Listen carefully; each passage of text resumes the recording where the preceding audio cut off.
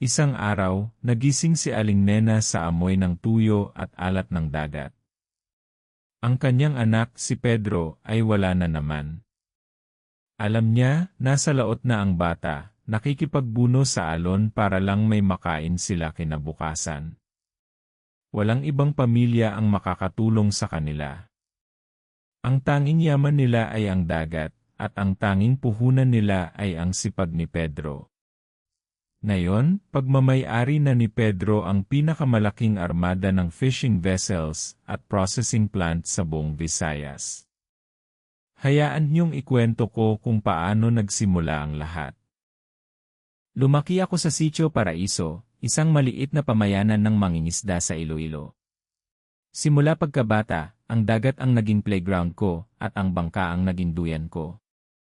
15 anyos ako nang una kong salisihan ang aking ama sa pangingisda. Hindi sa gusto ko, kundi sa kailangan. Namatay ang tatay ko nang walang sinasabing paalam. Kaya ako na ang naging padre de pamilya sa gulang na 15. Hindi ko na natapos ang high school. Kailangan kong kumilos. Ang aming bangka lang ang kayamanan namin, yun lang ang paraan para makahanap kami ng kakainin. Madalas, pagod ako, gutom, at nanlalamig sa gitna ng dagat. Pero sa tuwing maaalala ko ang mukha ng nanay ko at ang mga kapatid ko, nawawala ang pagod. Kapag pinagbili ko ang huli ko sa palengke sa Miagao, ang tuwa ng nanay ko ang pinakamalaking gantimpala. Pero kahit anong sikap ko, halos sapat lang ang kita namin para sa pagkain. Minsan, kapag malakas ang bagyo, wala kaming mahuli. Nanghihiram lang kami ng bigas sa kapitbahay. Nakita kong umiiyak si nanay pero wala akong magawa. Naisip ko, kailangan may magbago. Kailangan kong makahanap ng paraan para makaahon kami sa hirap. At dito nagsimulang magbago ang lahat.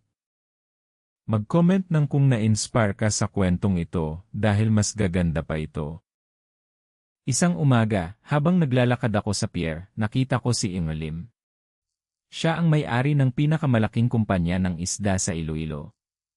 May kausap siyang negosyante na taga Maynila. Narinig ko silang nag-uusap tungkol sa presyo ng isda, sa supply chain, at sa processing. Napansin ko na malaki ang kita ni Ingolim sa bawat huling isda, at ang mga mangingisda tulad ko, ang nakakakuha ng pinakamaliit na porsyento.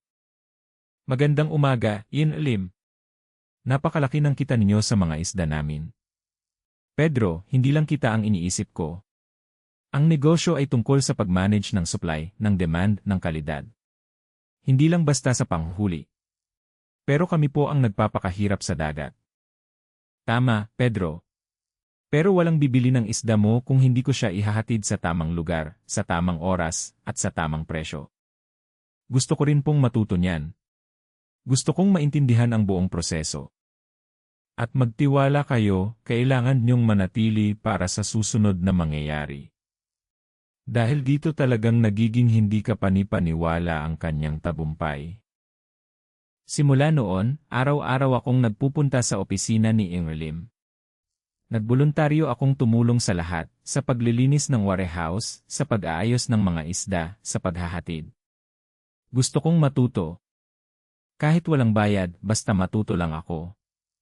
Napansin siguro ni Ingolim ang sipag ko. Isang araw, tinawag niya ako sa opisina. Pedro, nakikita ko ang determinasyon mo. Ano ba talaga ang gusto mong mangyari? Gusto ko pong magkaroon ng sarili kong negosyo. Gusto kong tulungan ang mga kapwa ko mangingisda. Gusto kong hindi na kami maghirap. Mahirap yan, Pedro. Kailangan mo ng puhunan. Alam ko po. Pero naniniwala ako na makakagawa ako ng paraan. Tutulungan ko po ang sarili ko. Sa loob ng 5 taon, nagtrabaho ako kay Ingolim. Natuto ako tungkol sa logistics, sa marketing, sa quality control. Natuto ako kung paano makipag-ugnayan sa mga suki, kung paano magpresyo ng tama, kung paano mag-process ng isda para tumagal. Habang nagtatrabaho, nag-ipon ako ng bawat sentimo. Kahit maliit lang ang sweldo, nagtiis ako. Ang pera na dapat sana ay para sa bagong damit o pampasyal, itinabi ko. Naisip ko, ang pamilya ko ang prioridad. Nang may sapat na akong ipon, at sa tulong ng ilang kaibigan, kumuha ako ng maliit na pautang. Binili ko ang pinakaunang bangka ko na may demotor, at nilagyan ko ng malalaking cooler. Hindi lang panghuli kundi pang transport na rin. Sa halip na ipagbili ko ang huli ko sa mga midleman, ako na mismo ang nagdadala sa palengke at nagtitinda. Mas malaki ang kita. Ang bawat huli direkta na sa consumer. Hindi nagtagal, nakita ng mga kapwa ko mangingisda ang pagbabago sa buhay ko. Lumapit sila sa akin, humingi ng tulong. Hindi ko sila tinanggihan. Kinuha ko sila bilang kasosyo. Binigyan ko sila ng mas mataas na porsyento sa kita. Tinuruan ko sila ng lahat ng natutunan ko. Nagtayo kami ng kooperatiba. Bumili kami ng mas maraming bangka. Nagtayo kami ng sarili naming processing plant. Ngayon, hindi na lang isang mangingisda si Pedro.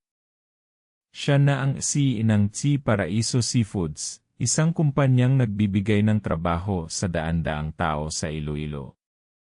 Mula sa isang bangka, mayroon na silang buong armada. Ang isdang nahuhuli nila, hindi lang sa Pilipinas na bebenta, kundi ini-export na rin sa ibang bansa. Lumago ang kanyang negosyo at kasama niyang inangat ang buong komunidad. Kaya, anong aral ang natutunan mo sa kwentong ito? Ay comment ang inyong mga saloobin. At kung may sarili kayong kwento ng tagumpay, ibahagi niyo sa comments. Mag-subscribe para sa bagong kwento araw-araw.